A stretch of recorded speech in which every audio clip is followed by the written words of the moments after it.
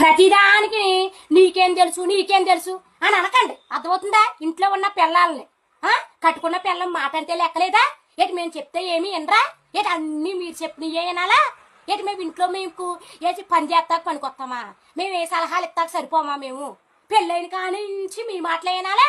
ఏటి మీరు లేటుగా వచ్చినా తాగేసి వచ్చినా మానిద్దరం మానుకుని మీకు ముద్దలెట్టి మీకు ఊపు వచ్చినప్పుడల్లా మీరు ఊగుతామన్నప్పుడల్లా మేము కూడా తల ఊపాలి. లేకపోతే దీనికి పెళ్ళాలకే కాపురం చేసే ఉద్దేశం లేదు అని మొత్తం అందరికి డబ్బేస్తారు.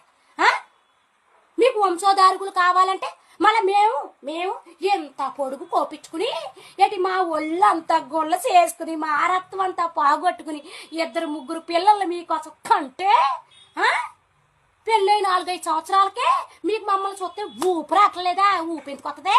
బయట వాళ్ళు చూస్తే వస్తుంది మీకు ఊపు.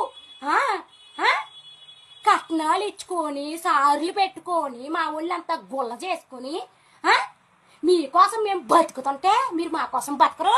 మా మాట అంటే లెక్కలేదు.